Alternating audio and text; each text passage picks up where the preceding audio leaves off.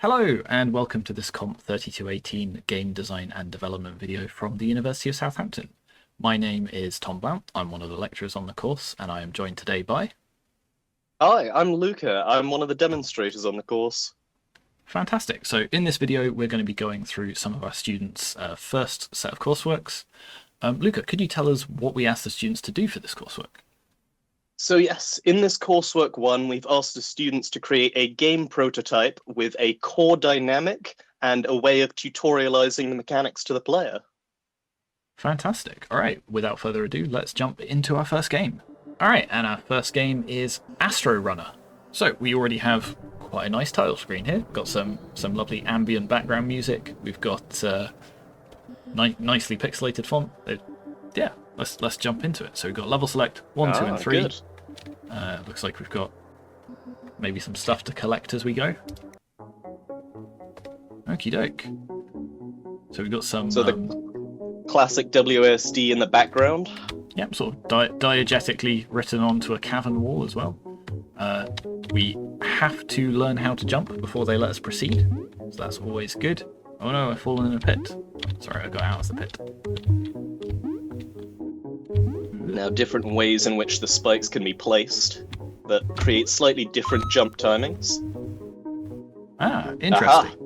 I was The like, pit. I'm not sure I can make this jump, and they have used the pit to teach me that I can press R to reset. And then click and drag. Okay, first off, nice animation sort of showing how I move this thing. And I like that they set it up so that you fall into the pit immediately, and then that teaches you how to reset. That's a very nice way of tutorializing it.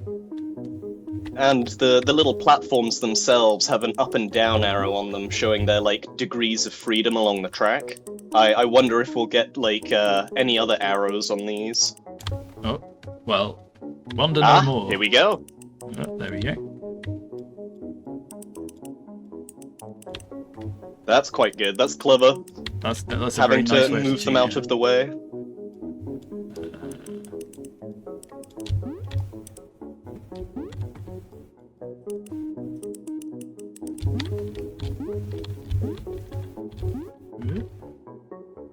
Aha! Some of that spatial reasoning being the core dynamic is definitely being put on display here. I quite like this as a puzzle. It's like one of those 9-tile grids with 8 Exactly tiles what in I a was thinking. space. Now, it looks like we're supposed to keep going right, but there was something over there as well, wasn't there? So how do we get to that?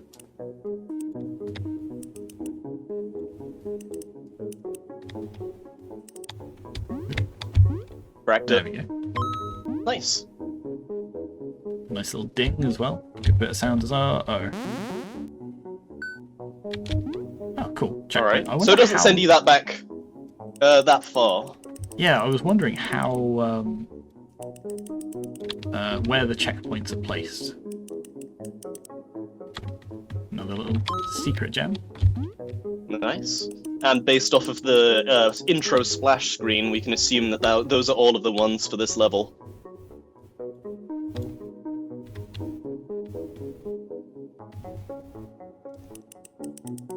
Ah, nice. Not sure what the spikes at the top are for. That's a little bit worrying, but okay. So now we've got lasers that we can block with that. Hey, we got to the end. Fantastic. Hey, success. So if we go to level select, there we go. There's my 3 mystery gems.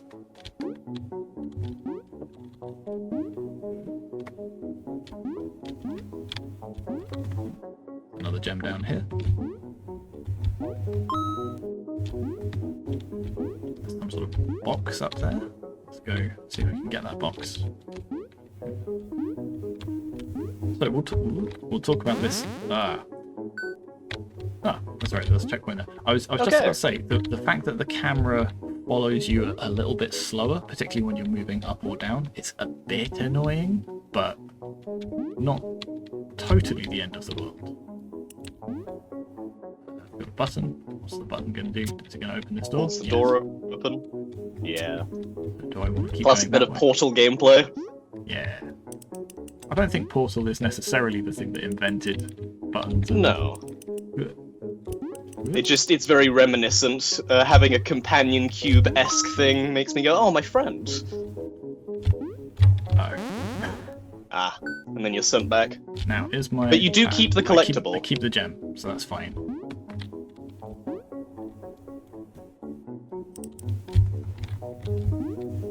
Okay, so I'm something that I'm noticing we're learning here as well is that 3 spikes in a row is a jumpable gap, but I think that 4 might not be makeable witithout a platform helping you. I think. Which is... But 4 lasers.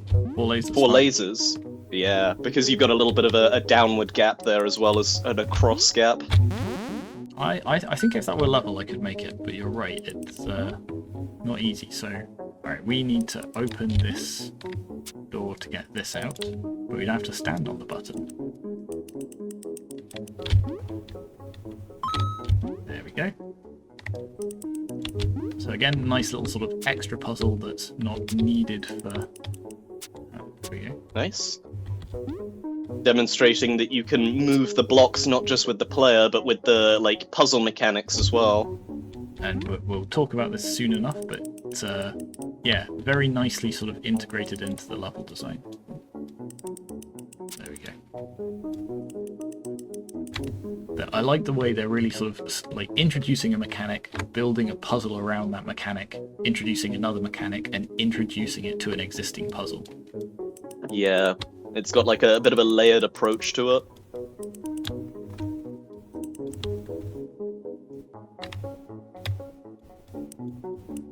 Oh, these ones don't seem to have rails, so I don't know how far they can go. I'm guessing. There we go, like that. Oop. Ah. Not quite. Okie doke. So, I feel like we've kind of seen enough content to start talking through the mark scheme. Absolutely. So I'll keep... yeah, go Sorry, ahead. you go ahead. I was just going to say, I'll keep playing this as we go, but I have a feeling this is going to be one of those games where I stop talking just because I'm too busy playing. I might hold out on the general quality until I've seen a bit more of the game, but so far what's quite impressing me is the level design, especially. So at the good mark, we've got clear and coherent set of goals, risks, and rewards, and then in the pacing... Let's start with the quality, because I think Okay. 2/3 through, I'm pretty sure we can, if nothing else, we can definitely talk about the presentation. So that'll be audio, visuals, the information design, and so on. Yes. I think they've done a really good job. They've got a lot of different assets, but it's very clear like what each of them are. So like, you know, spikes being distinct from lasers, it's clear where a laser is going. We've got switches, blocks, all these different things, like the arrows on the platforms being it's good well information communicated. It's also quite coherent, like the sort of theme of being in like a space cave with like mining machinery and that sort of stuff going around, having lasers. I know spikes are sort of generally present in video games, so that one perhaps we just kind of consider in there. But I like the thematic styling. It's almost like there's those big girders in the background holding the cave up. Yeah, I think they've done a really, really good job. So, and we've also got the background music. We've got a sort of clicking as we move, like the different platforms. We've got you know, like jump noises and things like that. Even the level select screen is sort of nicely polished, like the way they show how many gems you've got, and they highlight the fact that there are still gems left to collect in a particular level, and they've also keeping count of that up here. I think we're easily at an excellent here, to be honest. So like the graphics are impactful, they're complete, effective, and appealing. I don't know if they've necessarily done anything, you know, new or creative, but that's absolutely fine. I think it still hits. And honestly, the things tie together so nicely that I think it might even be between an excellent and a praiseworthy. So yeah, I think between an excellent and a praiseworthy, it's the things like the fact that you fall faster than the camera maybe, you know, stops it being there, and otherwise, like I say, they've not done anything necessarily brand new, but what they've got is definitely effective. In terms of meaningful play, again, you're right that we've not seen everything yet, but I think we've seen enough of the game that we can definitely start talking about it. because again, in terms of mechanics and how well they work together, we've got spikes, we've got lasers, we've got switches, we've got moving platforms, we've got boxes, we've got collectible gems. Like, there's a lot of stuff that all works really, really well together. And in particular, this is more the level design, I guess, but the way that they have combined those mechanics in interesting ways to give you interesting puzzles is very nice. In fact, yeah, speaking of the information design, that, I guess it's, a pit, but it's a bit of a problem that I can't see whether I'm supposed to go that way or not. It's a blind pit. Yeah. That, and I noticed that I'm not sure whether the respawning mechanic is a little bit generous, because a couple of times you've died and it's put you forwards. That has a certain positive quality if you feel like, oh well, I've almost made it. So I'm fine with that, particularly in a small prototype such as this. Something for your portfolio. You want to make sure whoever's seeing it gets to see all of it. Now, is that just the camera panning up that's making me pan that up, or does it... I was about to ask. I think it's just me trying to walk and move mouse at the same time. There we go. So we've got a door here. Got some spikes over here. So, in terms of the... Where are we? In terms of the meaningful play, that's where we are. So I haven't noticed any particular bugs. Like, you're right, the checkpoint might be, a little bit over generous, but I don't think it's necessarily a bug. I'm having fun. I'm having fun playing it. I like the way that they're combining these mechanics in interesting ways. I think they're complementary mechanics. Yeah. Yeah, exactly. Because nothing's really working against anything else. I think it's quite coherent. Now, I wouldn't necessarily say it's, higher complexity, because these are all, relatively standard, like, platformer mechanics and controls and things like that, but the execution of them is quite nice. Like, there's nothing... Ooh, didn't move that platform, did I? But otherwise, I think that's a solid excellent. I think I'd agree with that. The next thing to look at is how well they fulfilled the overall brief, which was, as you say, to make a game about, or make a game with a core dynamic and a tutorial. So, in terms of the level design, so goals, risks, and reward, we've got a relatively clear goal. Keep going right.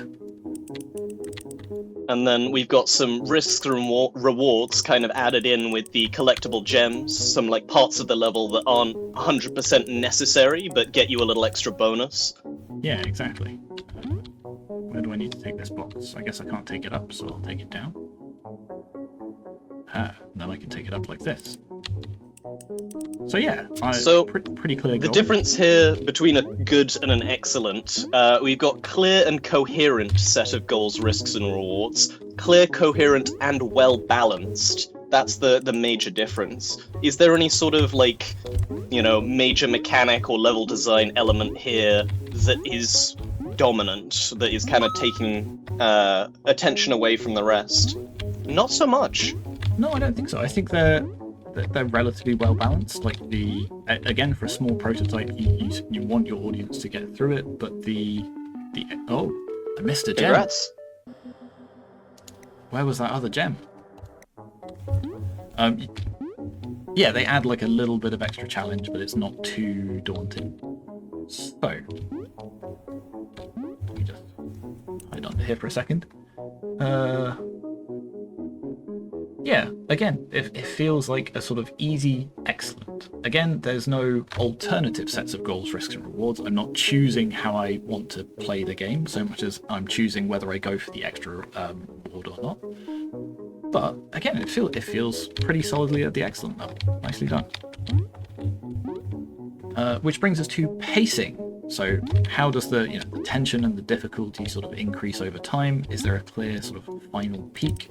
What do I want it to do here? I think also with the, it kind of links in with the tutorialization elements, because the mechanics were quite well paced in terms of being introduced one at a time, and then giving the player an opportunity to experiment, find out what does and doesn't work, and then see how the added mechanics interact with one another.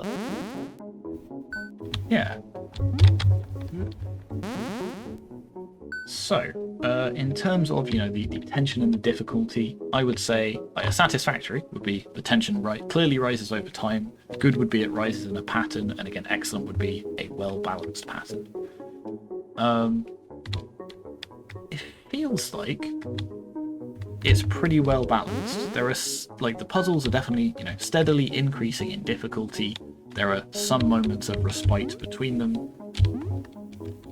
If you consider the number of deaths, then that increase between level 1, 2, and 3, level 3's definitely thrown the most difficulty at the player. And upon your first completion of it, you didn't spot the third gem, so that shows that they've got a good space of growth here, that we got to the end, but we haven't completed all the side objectives. Yeah, agreed. I'm worried I've already missed it. Because I keep wanting to... If I drop down here, is it more spikes? It's more spikes. Is there a hole in the ceiling? If there is... that's just for the laser. Yes. There you go. So it's turned that off. I don't know whether you'd be able to get up there. I think that's just to let me get through this... Yeah. But yeah, again, I think that pretty solidly hits excellent. Oh no, I actually just missed that jump. Which moves us on to tutorial. So again, we've already talked about how they've got some nice sort of diegetic explanation of the controls. They're written on the back of the cave wall. They're nicely highlighted for the... In fact, I'm just gonna die, and then we can go back to this exit level. There we go, level select, and we can play through it as we talk about it. So stuff like this, you have to prove you can jump, then they escalate it by making a pit, but you're still relatively safe. Then they give you one set of spikes, then two sets of spikes. Again, this is a microcosm of that sort of nice pacing that they use, right? They slowly escalating. Here, so we don't have the gem anymore, but when we first play, we've got the gem that encourages us to sort of go for the jump, which puts us in a pit. And then you find yourself in the reset. We never actually needed to use the reset, right? We've never gotten... Because there's been always a large amount of opportunities to walk into a spike. It's not necessarily that it's, a superfluous mechanic, but I think it's still nice to teach the player that they have the option to unstick themselves in case they do get stuck. Yeah. I would say it probably is a bit superfluous, but you're right that it doesn't necessarily detract from anything. And then it introduces us. So there's the really nice animation of your first interaction with these, and I think that animation is probably necessary because you might not otherwise, if you just had the arrows by themselves, you might try the arrow buttons and see if that works. But the animation makes it very, very clear. But then from that, it's all done through the level design.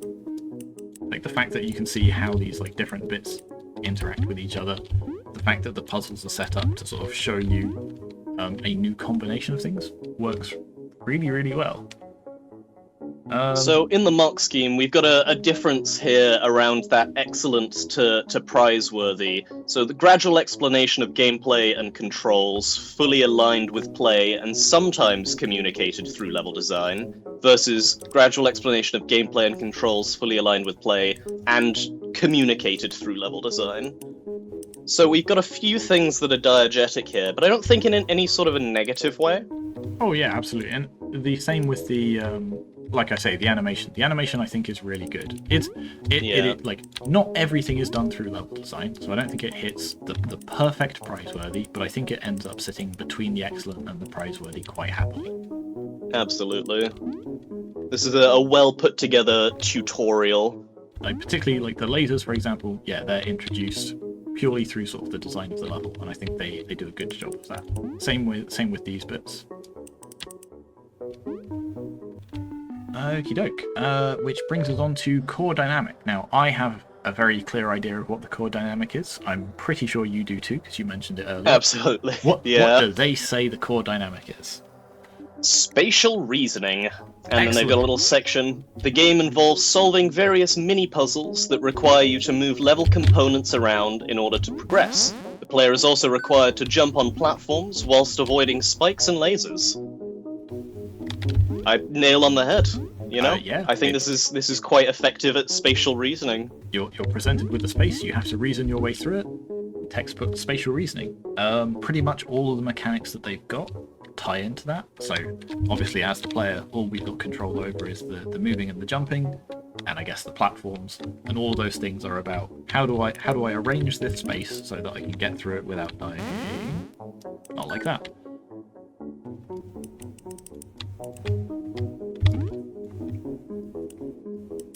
There we go. So if we look at the excellent, that would be clear core dynamic supported by an integrated set of mechanics. Do they mention in their game notes about any other supporting dynamics that they've used for this? Let me have a quick check to see if I've missed it. I think that they just mainly focus on the spatial reasoning here. Okie doke. Because you could make the argument they've got this secondary, like, that it sort of fulfills the risk versus reward part, but they've also got this sort of collection mechanic of, you know, do a little bit of extra spatial reasoning in order to complete your collection, which I think works quite nicely. Obviously, there's no inherent joy in collecting the same 3 gems over and over, but the fact that they have this kind of extra dynamic that supports the spatial reasoning works quite well. So again, I'm inclined to put it between an excellent and a praiseworthy. I'd agree, yeah. Having a little secondary goal, a little bit of choice on like how much extra difficulty you want to add to your run, it really does spice things up. Okie doke, which brings us to, lastly but by no means leastly, the feedback.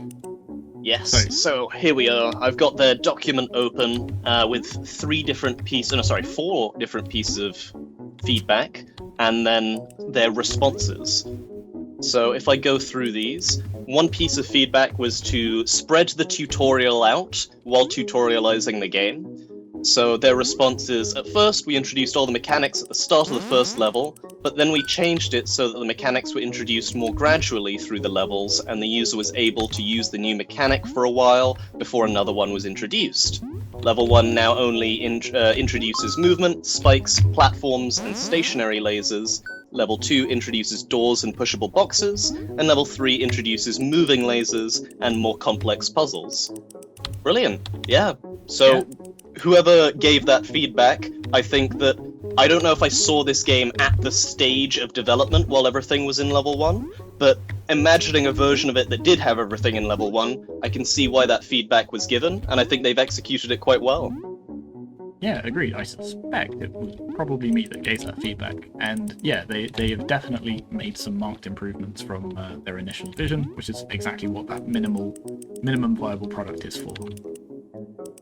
So, then the next one. Oh yeah, go ahead and look at the mark scheme first, because they've got a few different pieces of feedback that they've responded to. I tell you what, let's go through those first, and then we'll. Sure. So, second piece of feedback is better presentation. We changed the platform sprites to include directional arrows. Platforms also have rails behind them to show their drag limits. That's good, and mostly true in the game. I remember you saw a couple of them that didn't have those rails. Yeah, but, they've missed a couple, but overall they've... Yeah, minor thing. They responded to that feedback. Yeah, they've improved the overall information design there, relying on the player. Then we've got use inference rather than text.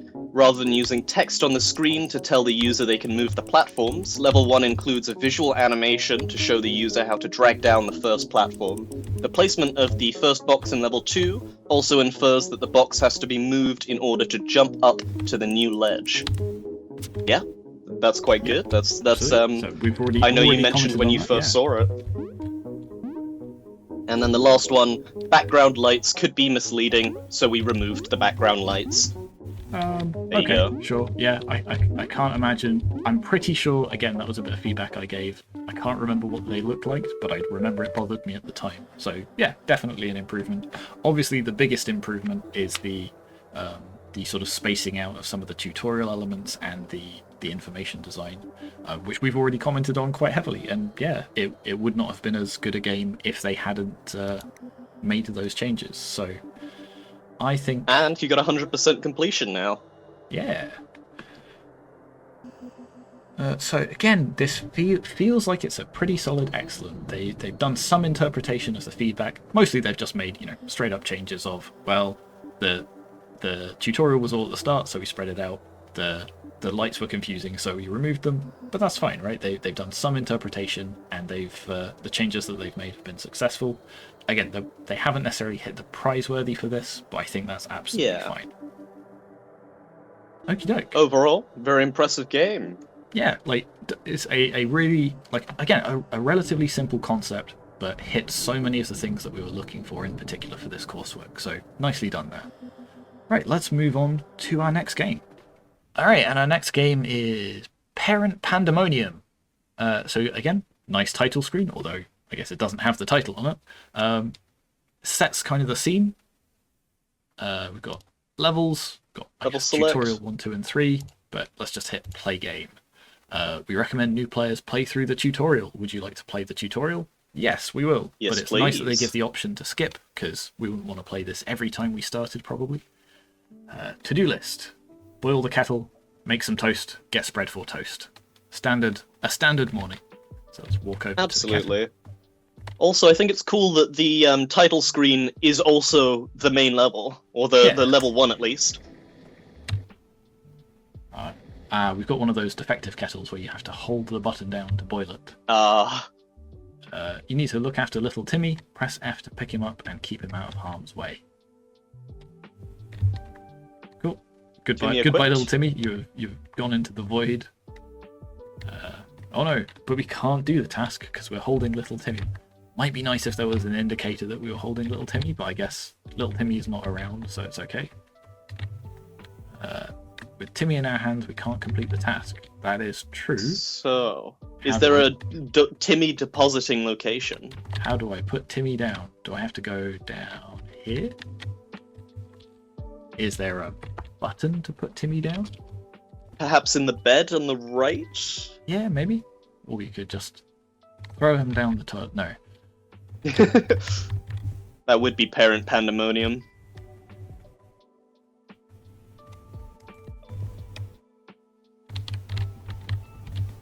Uh-oh. Right, I'm going to start pressing buttons at random. Are you able to walk off left screen? F. Okay, cool. F. The same one to pick up, but that might have been useful to hear that it also puts him down. Yeah, it would. I completely forgot that I'd pressed F to pick him up. I thought I was pressing E because it's E for the other interactions. So we're making some toast. Timmy's heading for trouble. What happens if Timmy gets in trouble? Let's find out. Oh, Timmy has caused trouble. Oh, the toast is ready. Oh, we've got to hold. Again, we've got to hold E. It's one of those annoying toasters where you've got to hold it down to get the bread out. While the bread is toasting, let's get some spread. Oh, Timmy's heading for trouble. The red glow means yeah. Okay. Alright, let's put you back over here so you can pathfind your way around. Oh no, he can pathfind its way around. He can. They're running A star or something. Congratulations, you're ready to do things on your own, but you'll have to finish before the time. Okay, so now we've got a timer. Alright, next level. Big timer in the bottom right. So we've got to call Mum. Tiny little I like the little sound effect. Yeah. Simlish or whatever it's called. Make the bed. Make some toast. Timmy's going for trouble. No, you don't. It's a bit of a shame. Well, I can see why they've done it for gameplay and balance reasons, but I'm annoyed that I could barely go faster than a toddler. Let's make the bed, and then we'll grab Timmy. Oh no, Timmy's gone board of oven. Make some toast. He's got a little bit of a DVD logo bouncing around the screen nature to him. He kind of does. Oh, do you reckon we can get him to bounce off of the corner? I'm wondering, like, because it said that Timmy like has a red glow when he's trying to get into trouble when there's like an active appliance. Yeah, the oven's glowing. Oh right, it's not Timmy himself. Yeah. There we go. So that's a good question, though. Is there other kinds of trouble that he'll get into? Should I be looking for red glows anywhere else? That is a very small television that he's hanging out with.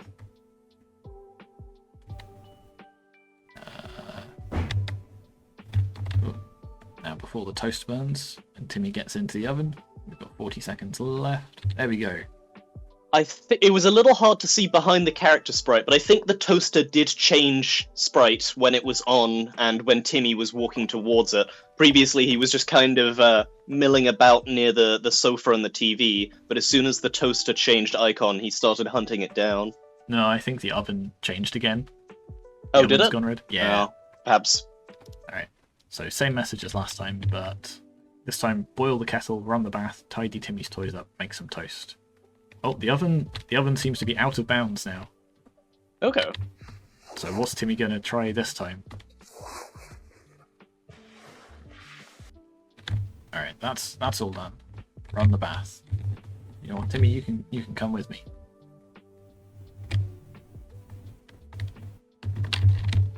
Oh, hang on. If I run the bath, is he going to try and drown himself in the bath? Oh, got to answer the door. I wonder what the penalty. And that one's a timed thing, yeah. Oh, he is going to try and drown himself in the bath. I'm gonna let that run out and see what happens. Do I just lose? Do I lose time? Seemingly nothing.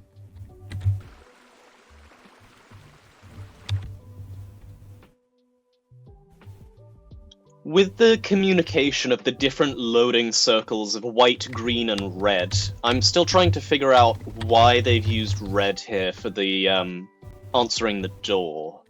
I'm not 100% clear on the communication.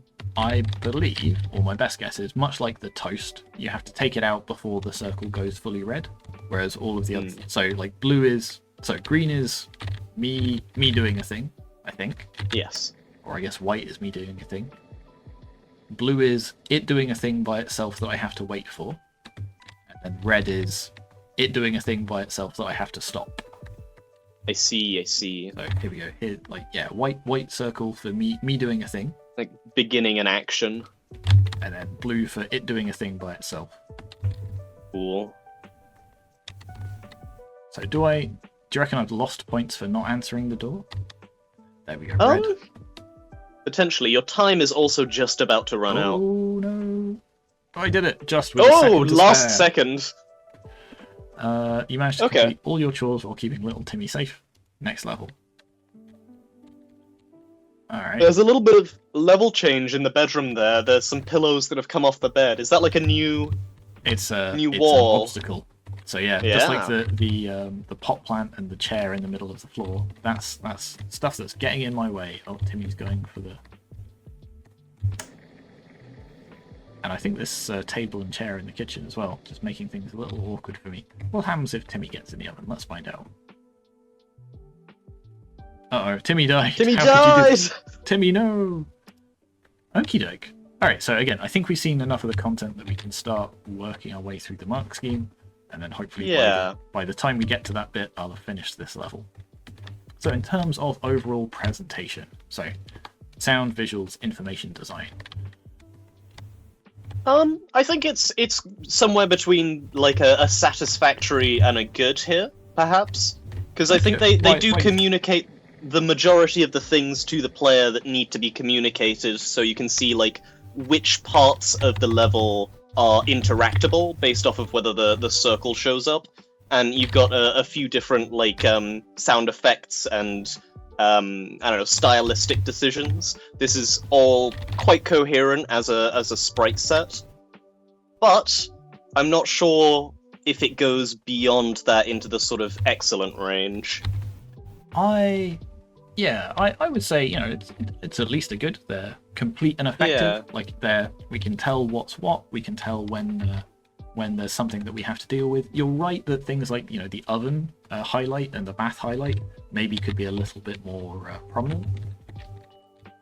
Like some indication of, I mean, I guess we know if we picked up Timmy because Timmy's not running around anymore, but something to sort of really highlight that would be quite helpful. See if I can get him and run this math. I think it's missing a few nice to haves, but it's got everything that it needs to have. Yeah. I'm going to quickly stop it. 5 seconds to go. There's not a lot of room for error in this game. Well, it is parent pandemonium. It's true. But yeah, I think it hits a good quite easily. Yeah. Like the sound design's nice. We've got some nice relaxing background music. We've got the little clicks every time we sort of interact with something. Like, again, maybe they could have sprinkled in a few more things, like Timmy making a noise when he's going for the oven or something like that. But otherwise, yeah, I think that's pretty good. In terms of mechanics, what mechanics have we got? We've got... Okay, well, you've got the toaster and the oven and the bath and similar, which are all sort of just interact, but with they're all kind slight of differences. The same mechanic. Some of them are click and hold, some of them are click and hold, and then come back later and click and hold again. We've got Timmy going for a thing Timmy shouldn't go for. And I guess we've got the sort of... I was going to call them random events. I guess they're not random, but we've got events where, you know, the door can ring. Is that it? Actually, that might be the only one. Because phoning mum is a thing on our to-do list. We also have the list keeping track of it, which is kind of nice. Yeah, I think the list is definitely a useful element to have. If you were just, like, figuring out what you needed to do by walking around the room and interacting until you found the things that you need to interact with, I could see that as a little frustrating. So having a to-do list, it helps guide the player while, you know, not having a linear set of things to do, because you can choose the order. Yeah, and we'll probably get to that when we talk about risk and reward and so on. But Timmy got bored at the last second. Oh, cool. And the progress is kept if I leave it, which is kind of nice. Got 1 minute to boil the kettle. It's probably just enough time. Yeah, so overall they don't have a huge amount of different mechanics. I'm inclined to say it kind of hits the sort of satisfactory on that level of there's a limited amount of mechanics at play here. However, the controls are pretty smooth. It works like relatively well. I think it probably hits between a good and a satisfactory. Yeah. Okie doke. What about the thing that kind of improves it beyond? Sorry, I was just going to say the thing that kind of improves it beyond is the complexity of things, and I feel like a little bit more complexity of mechanics here could have really improved that like core dynamic there. Yeah, and that might be, you know, a slightly different minigame or slightly. I guess, yeah, more complexity in the things that you're required to do. Let's make some toast. But yeah, goals, risks, and rewards. Goals, very, very clear. We have a literal to-do list on our screen. Oh, there's the door. I think so, yeah. Risk versus reward. There's a small amount in that, you know, we have to decide, oh, do I have to drop what I'm doing and get the toaster or get Timmy? I'm not sure what or, you know, answer the door. Like, I don't know what the consequences for not answering the door were, because we still got through the level fine. And perhaps it was just like a standing hazard that Timmy could have walked into it while the bar was red, but I don't know if we saw that. Well, I don't know how narratively that would make sense, because it was just there was somebody at the door, but maybe, yeah. Yeah. I don't know where Timmy's going. Timmy can do his own thing while I just stand here by the bath, because I think this is the only thing he can go for. Actually, that's a point. So the differences here in the like goals mark scheme is a coherent set of goals versus a clear and coherent set of goals, and then a clear, coherent, and well-balanced set of goals / risk / rewards in all those cases. Yeah, I think clarity is definitely there. Yes. So that would put it in that good region. Okay, so that did maybe maybe not answering the door was a bug and it should have given us a game over. Perhaps. But that's okay. So, alright. Letting the toaster Minor catch bugs fire. are still very much allowed. Yeah. So yeah, clear and coherent set of goals, risks, and rewards. I think the goals are very clear and coherent. The risks and rewards less so. Yeah, they're less clear, and I think that's partly just because there is less of them. And again, that ties back into what we were saying about the, you know, there's ultimately there's slightly fewer mechanics. But there we go. Like the main risk is how late can I leave the toaster, or when do I have to intercept Timmy and drop what I'm doing, and balancing that with the time. So, you know what, there are definitely some. Yeah. Depending on which tasks you need to do, there's a different place in the room that Timmy can be furthest from the danger, so that you don't just have to put him in one optimal spot every time. Yeah, I think I've talked myself into saying it's probably hits the good. It may not hit the excellent, because again, they're reasonably well balanced, but there's just not a huge amount of risk versus reward. There's like maybe I'm just really good at game, but it feels a little trivial to keep it all managed with the way it is. Like, I think that's the thing. I was expecting more Pandemonium. Yeah, I think so. Going on to the tutorialization. Oh, sorry, no, the pacing first. Pacing. We've got a number of different levels here that have introduced changes to the main gameplay space. So clearly we've got some amount of pacing in so much as the difficulty increases over time. Yes. I was wondering, like, the amount of tasks seems relatively consistent. I was expecting, like, you know, the final day to have all of the tasks at once. So the door ringing, having to phone mum, having to sort out the oven or whatever. There is definitely variant in pacing, and it definitely does go up, but I don't know if it goes up as much as I would expect. Again, there's some argument you could make that you want to make sure your audience can get through your portfolio game, so you don't want to make it too hard, so that's probably fine. We've got some goalposts here of tension somewhat rises over time, tension clearly rises over time, tension rises over time in a coherent pattern, and then tension rises over time in a coherent and well-balanced pattern. And that's from pass to excellent. I'd be inclined to give that somewhere around satisfactory, maybe towards a good. I think towards the good. Yeah. It definitely rises over time. There is a pattern to it. Let's see if I can turn this off before. Yeah, there we go. Nice. I'd quite like to see the end as well. Is that the penultimate level, or no, that was the final level? This is the last level. That's what I'm saying. Right, I see. It feels like, given that you've introduced like random events, like somebody being at the door, or like things in addition to the to-do list, you would want those in the final level, right? Yeah, there's like an incline in difficulty from the tutorial to level 3, but there's no like critical like peak of difficulty where it all comes together at the end, I think. Yeah. So overall, it's a pattern, but it could be right. I guess it's actually kind of the other way around, right? The rise in difficulty is relatively balanced. It's like each one is a bit harder, but it's not that coherent pattern of it being, oh, the final level is everything you've learned so far all working together. But I think that still evens out as a good. So tutorial-wise, let's return to menu and play from the start so we can see it. So, I would say what we've got here is a gradual introduction to all of the controls and mechanics, integrated with play. Not strictly done through the level design. Like, they're having to be very explicit about go here, do this, go here, do this, go here, do this. They don't tell me how to put Timmy down, but maybe that's just me being a little bit slow. But otherwise, so satisfactory would be gradual explanation of gameplay and controls somewhat aligned with play. Good would be fully aligned with play, and my bread's toasted. Excellent would be sometimes communicated through the level design. And this is the thing, I don't think it's particularly communicated through the level design. It's all communicated very explicitly by the tutorial.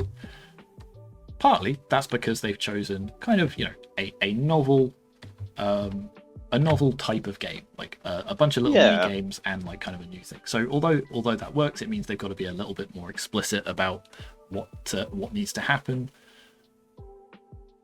But I think that probably means it hits. Oh, is it fully aligned with play? Every time we're told something, we then have to go and do it rather than just being told and remembering it. So yeah, I think it hits good. I think it's in that good region. I think that to break into the excellent, there'd need to be a little bit more like permanent visual indication of stuff, because we see a little bit of that with the like bath filling up, but I do think that a Timmy on you sprite change would be quite good. Yeah, I think that's more the information design side of things, but you're right. Like True. It is. I'm trying to think how I would go about explaining some of the concepts through the design of the level, and I think partly it's just they've chosen a challenging premise in order to do that. But that said, it's still good. Which brings us on to core dynamic. Now this is an interesting one, because I think there's a couple of core dynamics that you could argue that it is, and I don't know which one they're going to argue that it is. So if you had to pick a core dynamic, what would you say this is? So I've already seen what the developers have given as their core dynamic. It's interesting. I think that this is a little bit more akin to a survival, but you're not the one directly surviving. Ooh, maybe? Yeah, again, you could make the argument for this. So what have they said it is? So they've said that it's a race to the end. So our game is a top-down 2D game. The primary dynamic of our game is race to the end. The main objective of the game is to complete a number of conflicting tasks within a given time limit. The player must multitask, completing chores on their to-do list, while learning to optimize movement, time, and the order of completion, such as spatial reasoning is a supporting dynamic. Our game also has a key secondary dynamic of survival. This is introduced via the baby, little Timmy, who crawls around the apartment and has a dangerous curiosity with the oven and the bathtub. If Timmy gets into either, the player loses the level and must try again. This dynamic puts emphasis on multitasking, but is also key for risk and reward, because the player can pick up and move Timmy to keep him away from trouble, but must put him down in order to complete tasks, risking him crawling into danger. I think that's quite well explained. So here's the thing. Race to the Sorry, end you was go ahead. one of the ones that I was thinking of, because the fun thing about the game is trying to do everything quickly. And trying to okay, if I go here and sort of plot out my route, then I can get here and get things done in time, but then having to balance that with Timmy. The other thing that I was considering was weirdly, well, not that weirdly, chase and evade, right? You're having to catch Timmy, make sure absolutely. he does. But I think race to the end is probably the one that I would have said it was as well, because you're under time pressure, you're trying to do things as fast as possible. Yeah, the big timer in the bottom right really does help make it a race to the end. Yeah, survival, I'm not so sure about. It's important that Timmy survives, but that's not kind of the fun thing. In much the same way, if you're playing Call of Duty, you have to survive to keep playing, but the fun thing is the destruction. Whereas in this game, the fun thing is racing. Normally in a survival game, it is about prolonging your survival. Whereas here, we've got a hard limit of, however many minutes we've got. Minute and a half or so. It's not a case of, I want to survive longer than I did last time. It's, I want to be quicker than I was last time. So I think the core dynamic's right. I don't know if they're second. Spatial reasoning, again, kind of, you've got this element of plotting a route and trying to figure out the fastest route through the space, but I think that's maybe a little weaker as well. But as far as the core dynamic goes, yeah, I think race to the end is a often, well, I was gonna say often in race to the end games you'll have a timer going up, and then your score is how fast could you do this level. But I feel like the reason that I associate this game, at least on initial reading, more with survival, is when I think of a race to the end, I think of a physical race, like a more of a you have to move through a space that's more in a linear fashion. But no, you're right that there is like a definite end here of completing the to-do list, and the aim is to get there as quickly as possible, while also maintaining that Timmy doesn't die. Yeah, like I see exactly where you're coming from, and this is kind of a nice example that, as you say, like race to the end doesn't always have to be about through space. It can be sort of like racing through tasks, I guess, in this case. Go answer the door. So even this, for example, like the fact that they spell it out and say answer the door is kind of a shame. If they'd just left that as you've got a new red ring, and we've taught you what red rings do. Like, if you let them expire, you lose. So if they just had the doorbell sound, and I guess maybe it's nice for accessibility, because, you know, if you've got the sound off or you can't hear very well, you don't hear the doorbell, but you still have the indicator of the red ring. Alright, in terms of dynamic, good would be a clear core dynamic supported by the primary mechanic. Satisfactory would be only partially supported. Excellent would be supported by an integrated set. Again, we kind of don't have that integrated set of mechanics. We've got effectively the same mechanic, but it's reused in a number of different places. So the main mechanic aligns well, because it's about, you know, effectively you've got to stand there and waste time. So it's all about how am I going to best position myself in order to do these different things.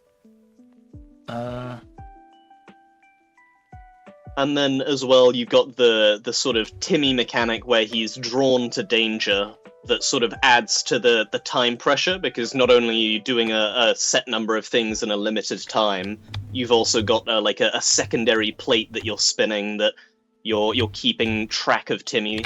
I think that supports the like race bit a little bit less, but I do think it supports the secondary dynamic that they talk about.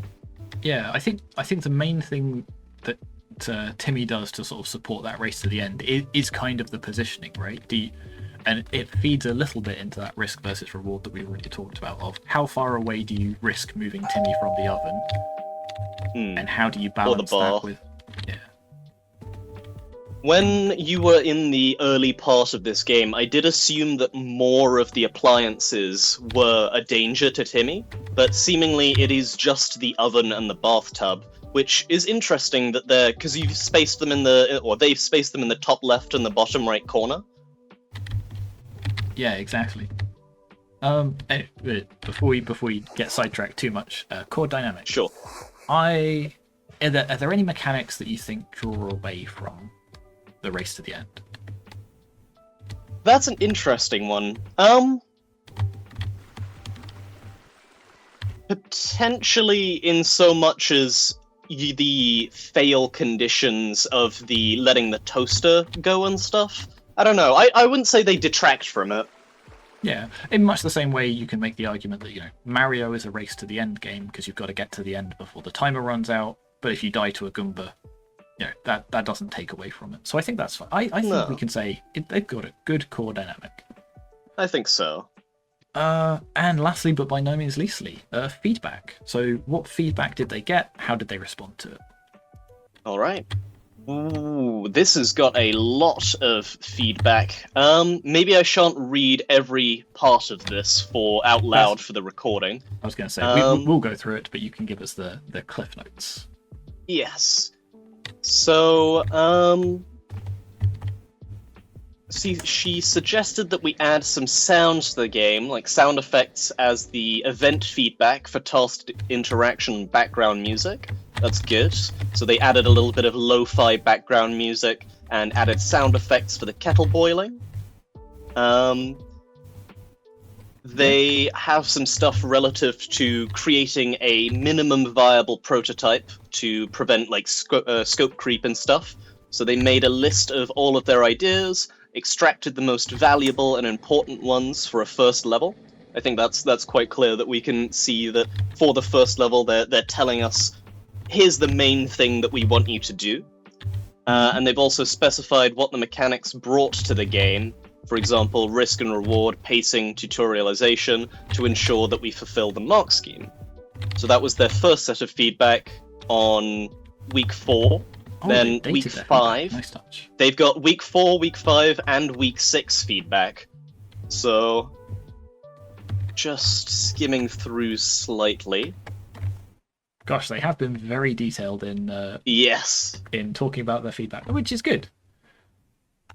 We'll improve the task progress bar, change it from a UI element for better animation, and integrate the baby mechanic with the tasks, set up an end location goal for the baby, and add the mechanic of picking the baby up. So, perhaps earlier in development, they did not have the Timmy will be attracted to the bathtub and the oven bit, and he was more of just like a hazard, I guess, like where he would just bounce around the screen, but this gave him more of a, I don't know, perceived agency in the world of the game. Okay, so... And it also gives a fail state of the game. So I would say, like, let's focus on that bit of feedback, because having read through the rest of it, I think that is the main one that has, like, improved their game. I think so. Like, a lot of the other ones are, like, useful polish, like, you know, making the a little bit of extra feedback in terms of the visuals of the task and so on. But that's, I think, is the main one that has improved their game, which is having the baby interfere with the tasks. Because if it was just a case of having to run around boiling the kettle and running the bath and so on, this would be a much less exciting game. So having to suddenly it brings the drop pandemonium. Exactly. So that, I think we can say, where are we? So if we look at good, feedback's been addressed and the changes have been successful. Excellent is there's been some interpretation into that, and that bit I think we can say, yeah, hits the excellent bit there. Yeah, absolutely. Okie doke. All right, let's move on to our next game. All right, and our next game is PortaBall, which now that I say it out loud, I realise is a very good pun.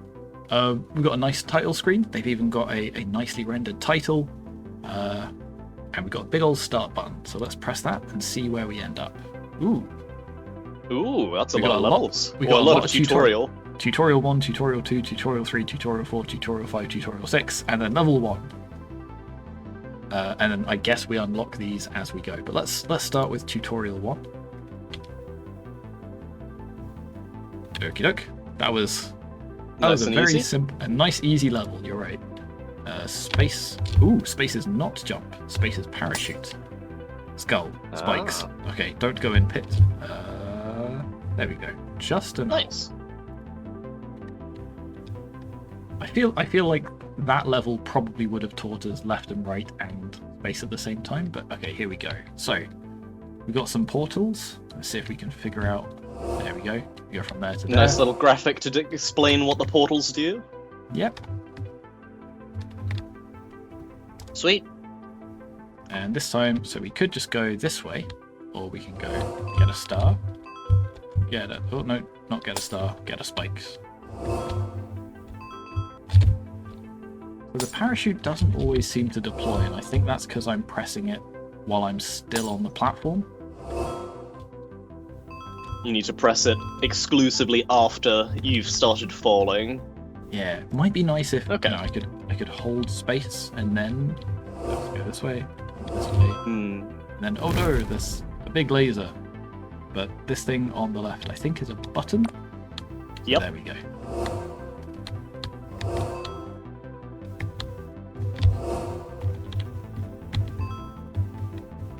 There we go.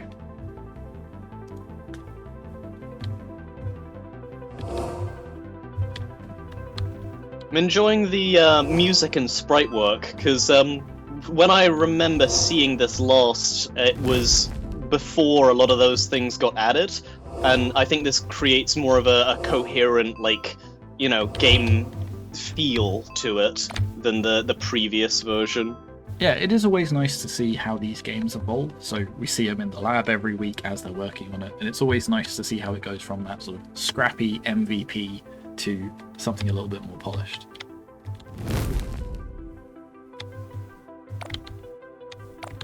Oh, I can turn the laser back on if I want to. Interesting. I wonder if that will come up later.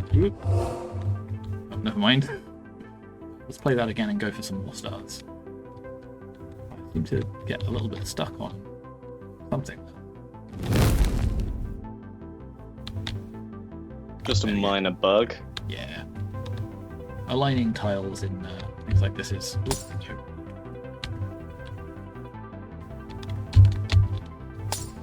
I think the parachute is a very creative, yeah, there you go, a method of achieving, like, a new spin on the, like, platformer genre, because jumping through this map would kind of trivialize a lot of the puzzle-solving elements, but the fact that you can only move up through the level via the portals, and then when you're falling, you get the choice of falling quickly versus falling with the parachute, that is quite interesting and unique, I think.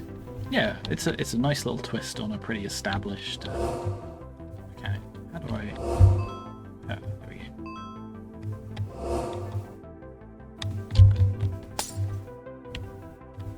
I'm not sure how we get that.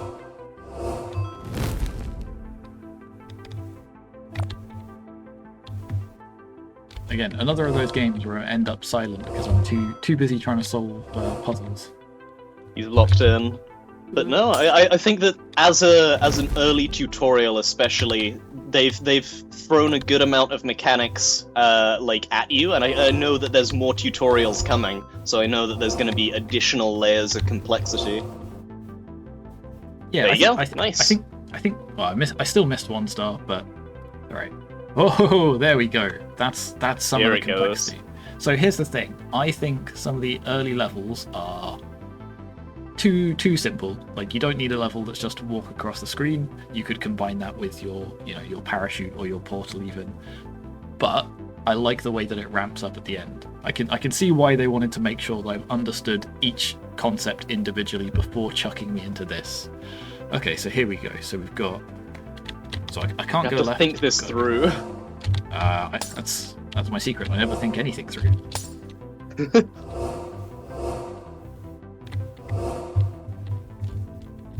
Oh, I can't. Oh, I can go back in the portal. Good. So if I go this way, green. There's a button here.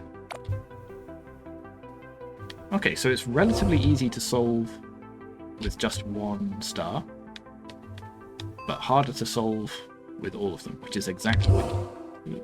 Yeah, I was gonna say that's the ideal sort of way of, because as you've mentioned with some of the other games, you want people to be able to finish your game and see the whole content as like a portfolio piece, but that extra option for the difficulty is very appreciated.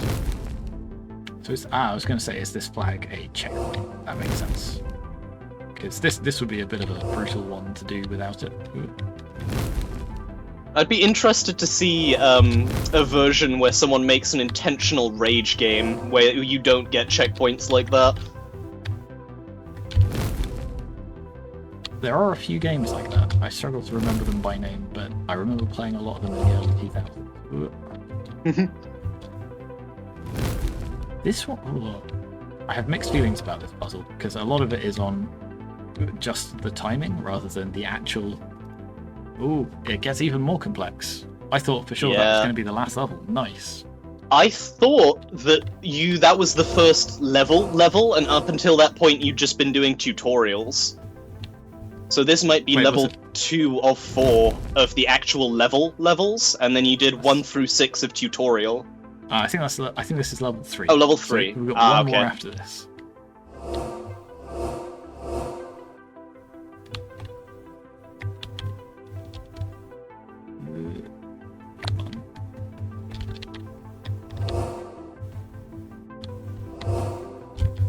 Oh, I missed it.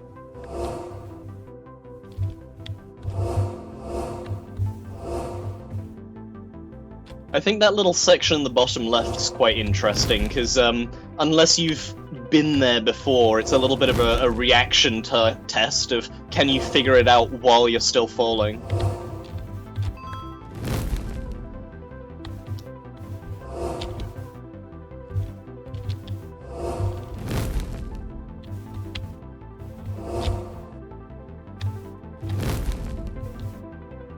it's very interesting because the lack of control that you've got, like you've only got a parachute, you've not got a jump, and that kind of lack of control does kind of lead to some interesting puzzles, although I can tell it's going to frustrate me on this bit.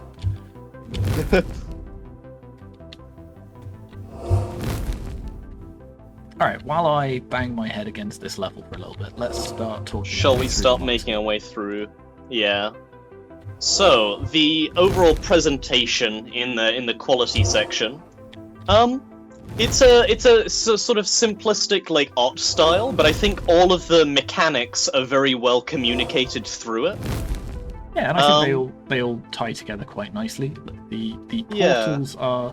I would not want to be playing this as somebody with colour blindness. I think it would be a bit of a struggle. But that said, other than that, it's relatively, like, as far as information design goes, as long as you don't have any kind of colour blindness, it's pretty apparent where each portal goes with a little bit of scanning. With at the good section, we've got professional, complete, and effective, and then excellent is impactful, complete, effective, and appealing. So between those two, I quite have a soft spot for this sort of like flash game era sort of presentation when it comes to the general art style of the game. I would call this quite appealing, but I don't know, how would you weigh in, Tom? To me, it's a bit closer to the good, just because of some of the things around like the information design. But you're right, the background music's kind of fitting. We've got some good sounds for when we go through a portal. When we get hit by a laser, we get some feedback as well. A little burning up sound. It might have been nice because a lot of games that have lasers, you'll see a little like beam start to form just before it fires, and then it fully fires and you get a hitbox. So at the moment we just kind of go based off of the rhythm of the lasers rather than getting a visual indicator. Because there is that sort of lack of control over walling. Like once I've committed, there's not a lot I can do. Yeah. Then again, I saw a bunch of people playing this in the expo, and I think I just killed myself by deploying my parachute there. I didn't expect the parachute to have a hitbox. Ah, that's an interesting thing. Yeah, like we saw a lot of people playing this in the expo, heard a lot of cheers, so I assumed somebody got to the end of the level. Way. Nice. So yeah, are we thinking probably around a good for this? I think around a good. Mechanics, controls, and bugs. Well, we haven't noticed any bugs other than occasionally sticking on a platform, and that's so minor it's barely worth talking about. A little more. There we go. Now, gotta. No. What was I saying? Mechanics, controls, and bugs. So mechanics, we've got. Yeah. We've got moving, we've got the parachute, we've got lasers, we've got buttons, we've got portals, we've got stars, we've got spikes. There's quite a few. I think that's pretty comprehensive. Yeah. Yeah. And I think they do work well together. I don't think any one of these mechanics necessarily detracts from any other. I think they're quite coherent. I thought for sure that time was the time. So we've got at good level, engaging, multiple mechanics, smooth controls, and reasonable complexity. May still have very minor bugs. And then excellent, we've got fun, complementary mechanics, intuitive controls, and higher complexity, no bugs. We did spot a minor bug, but that wasn't super bad. And I do think that I don't know. Oh. You're the one controlling the game. I wouldn't want to weigh in on how intuitive they are, but I think that actively making the controls limited has improved the game rather than making it worse. So, first off, I didn't realise this was a platform because all the other platforms look different. So I could have saved myself a lot of time by realising that. Dear. That suddenly makes things a little bit easier. Although I had a feeling that was going to happen as soon as I said that. Yeah, the controls feel very smooth. There's, like I say, there's a bit of a, like, they could do with some, I guess you'd call it reverse coyote time, where you get to deploy your parachute if you're near the edge of a platform. But other than that, I think it controls relatively well. It's pretty engaging. You can tell from the fact that I keep forgetting to talk on this video because I'm too busy playing it. Definitely of reasonable complexity. Would we say it's higher complexity? I mean, there's quite a number of different things sort of going on here. Yeah. And this might get a little bit beyond the excellent then. I think more between good and an excellent. I wouldn't necessarily say it hits higher complexity, but it's definitely between reasonable and higher complexity. They have quite a few mechanics, but a lot of the complexity comes from the level design and the way they've combined those mechanics rather than the mechanics themselves. That's an apt way of putting it. Wait. I can hide here. I can hide on the laser. Genius. There we go. Alright, I'll come back for the other stars later, I promise. So, level design, speaking of which, goals, risks, and rewards. Oh boy. Goal, pretty clear. Get to the door. Yes. How to achieve this goal, less clear, but I believe that's part of the fun. Risks and rewards. We got some stars, we got to collect those stars. That makes sense to me. The idea of being able to sort of have an influence of the game's difficulty just based off of how much you want to get the collectibles. Yeah, exactly.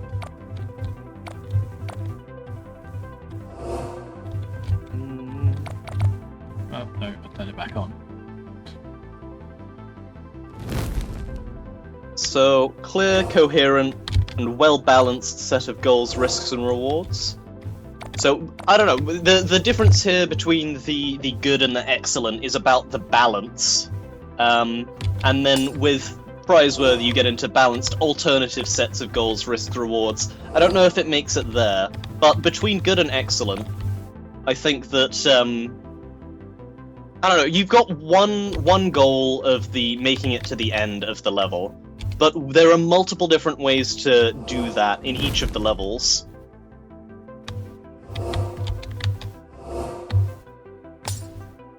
Alright, this is one I'm going to have to sit and puzzle out before I try and attempt it. Yeah, I think again it probably hits between a good and an excellent. Yeah. They are mostly well balanced. I would say some of the, again, maybe they've over-egged the difficulty a little bit in places, but overall I think it works quite well together. Pacing. Boy oh boy, the pacing is not flat. It sure ramps up. Certainly clearly rises over time, so I think we can easily say it's there. Is it going in a coherent pattern? Is a cliff face a coherent pattern? Yeah, it's not I was going to say, because there's a quite distinct separation between the tutorial levels and the game levels here. Yeah, which again is fine, and I'm nitpicking slightly, mostly because it amuses me. If we go to, in fact, I would almost say, no, maybe they would need a level before this, but this would be almost fine as a starting level by itself. Yeah. Introduce the stars.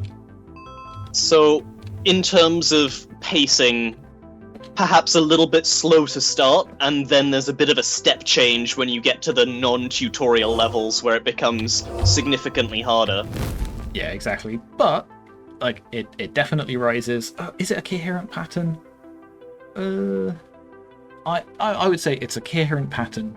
Maybe could be balanced a little bit better to get a sort of a smoother transition between some of these things. Yeah, I think it occupies a nice breadth of difficulty, but it could step up that scale in less chunked steps. But so yeah, I think that still puts it between a good and an excellent. Nice. Tutorial. So there's certainly a tutorial. In fact, let's go back to the start to go through it. For the most part, we've got some nice. You could say it's partly diegetic. It's sort of written on the floor that we've got here. Keep getting stuck on the edges of these tiles. Interesting. There we go. But the gradual explanation of gameplay and controls, I'd say that it definitely has that, especially in the gradual bit. It doesn't throw too much at you at once. And then fully aligned with play. So I would say it's fully aligned with play. Every time they give us a new concept or mechanic, they're very insistent that we understand that one thing before we move on to the next one. I think the only thing they don't explicitly tutorialize in that way is the checkpoints and. That's not too much of a loss, right? So I was going to say, and the buttons. So here's the thing: I was going to say, I don't think they need this writing on the on the back wall of this test chamber, because all we know to do is move left and right. There's a glowy blue thing. We would probably stumble across that, and this is an example of something that they could have done purely through the level design. I see. But if we go to the next one, or I skip ahead a little bit because I can't remember which level it is. Is it this one? Yeah, it's not this one, I think it's the next one.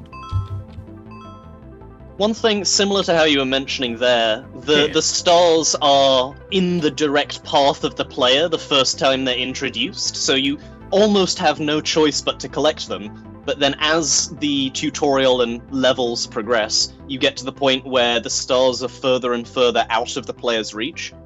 That's true, actually. So I was going to say the only other instance that I can see of something really being tutorialized through the level design purely by itself is this bit with the button and the laser. So if we try and go through without doing it, we can't complete. But there's a button over here. We press the button, the laser disappears. Partly just because the button sprite is slightly different from the overall vibe. Made me not spot it the first time I played this, but